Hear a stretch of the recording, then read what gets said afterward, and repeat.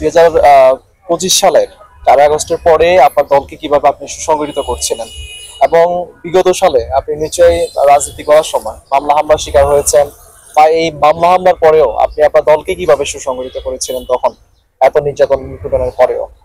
ধন্যবাদ।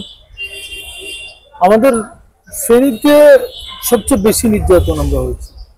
ফেনীতে কখনো নির্বাচন হয় নাই, আপনারা দেখেছেন। প্রথম আলো পত্রিকার একটা বিখ্যাত রিপোর্ট হয়েছিল, নির্বাচন ফেনী স্টাইল।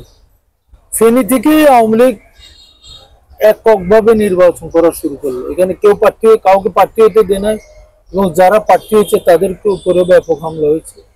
এই হামলা মামলার মাঝে 2019 সালে জেলা বিএনপির সদস্য সচিব নির্বাচিত হওয়ার পর থেকে আমার উপরে বারংবার হামলা করা হয়েছে। এগুলো একটা তুচ্ছ ব্যাপার, হামলা তো হতেই পারে। আমাদের তারেক রহমানের যেখানে মেরুদণ্ড ভেঙে দিয়েছে, এখানে আমার উপরে হামলা, এটা কোনো হামলা পর্যায়ে ধরা যায় না।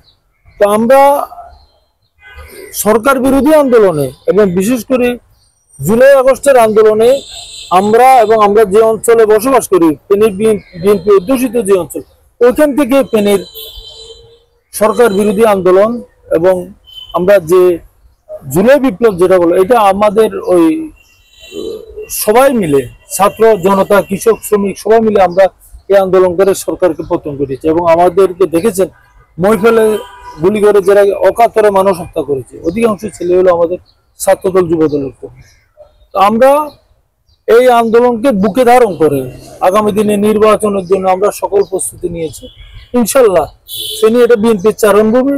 2008-এর নির্বাচনে সারা দেশ প্লাবন হয়ে গিয়েছিল আওয়ামী লীগে, কিন্তু ফেনীর আসন তিনটিকে নিতে পারেনি। আগামী দিনে এটা ব্যাপকভাবে ফেনীতে আমরা নির্বাচিত হবো এবং দেশনীতি বেগম খালেদা জিয়াকে ফেনী 1, 2, 3 তিনটি আসনে আমরা উপহার দেবো ইনশাল্লাহ। আপনি 4 আগস্টের পরে আপনার ফেনী জেলাকে কিভাবে সুসংগঠিত করছেন এবং আপনার দলকে কিভাবে সুসংগঠিত করছেন?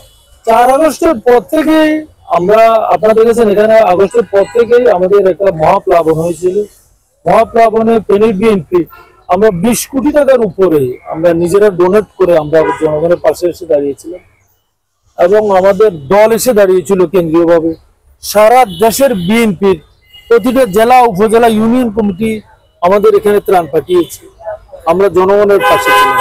এখন ফেনীর বিএনপি আমরা ঐক্যবদ্ধ আছি আগামী নির্বাচন পর্যন্ত, এবং আগামী নির্বাচন না হওয়া পর্যন্ত আমাদের এখন যেরকম প্রত্যেকদিন আমাদের উঠান বৈঠক হচ্ছে, বাড়ি বাড়ি যাচ্ছি এবং জনগণকে উদ্বুদ্ধ করছে নির্বাচনের জন্য, এবং মা বোনদেরকে উদ্বুদ্ধ করছে নির্বাচন ভোট কেন্দ্রে আসার জন্য। আমরা এখন ঐক্যবদ্ধ আছি ফেনী বিএনপি। ইনশাল্লাহ আগামী দিনে আমরা ফেনী বিএনপি ঐক্যবদ্ধ থাকবো, ঐক্যবদ্ধ আছি। কিছুদিন আগে আপনার একটা ক্লিপ ভাইরাল হয়েছিল, আপনি সবচেয়ে নির্যাতিত হয়েছেন, ওই স্পষ্ট দেখা যাচ্ছিল। আপনি যখন এই বিগত সালের যে নির্যাতনের একটু সংক্ষেপে একটু কিছু বর্ণনা যদি দিতেন আমাদেরকে। আচ্ছা, আসলে আমার উপরে 7 বার এভাবে হামলা হয়েছে। ওই দিন যে ভিডিও ক্লিপটা আমি ইতিমধ্যে দিয়েছিলাম, এটা একটু অংশ দিয়েছি। ওরা এই কোনো কারণ ছাড়াই আমার উপরে এসে হামলা চালায়।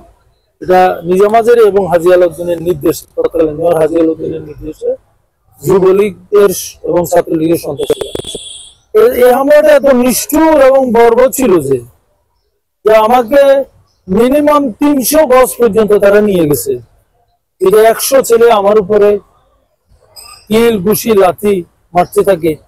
তারা মসজিদ মোড় থেকে প্রেস ক্লাব পর্যন্ত নিয়ে গেছে তারা আমাকে। তো এটা ভাষা বর্ণনা করার মতো না। এটা এই যে শহরে আমরা বসবাস করছি, এটা অপদস্থ, অপমান সবকিছু হয়েছে, কিন্তু আমরা দল ছাড়িনি এবং দলও আমাদেরকে ছেড়ে যায়।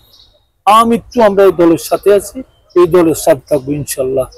আপনার উপরে ক্রোধ কেন ছিল, এত ক্রোধ কেন ছিল? তাদের ধারণা ছিল তারা যদি আমাকে এইভাবে নিপীড়ন নির্যাতন করতে পারে, আমরা ফেনী ছেড়ে চলে যাব, তারা তাদের একক আধিপত্য বিস্তার করে যাবে। এবং এটা একটা চ্যালেঞ্জ ছিল তাদের। তারা আমাকে ব্যক্তিগত হামলা করে আমাকে ফেনী থেকে তারা তাড়িয়ে দিবে, এটা কোনোভাবেই সম্ভব না। তারা আমাকে জেলে পুরেছে, আমি জেল থেকে বেরিয়েছি, আমি ঢাকা গেছি, ঢাকা থেকে গ্রেপ্তার করেছে, আমি আবার জেল থেকে বেরিয়েছি, আবার আন্দোলন করেছি, আবার হামলা করেছে, আবার মামলা দিয়েছে।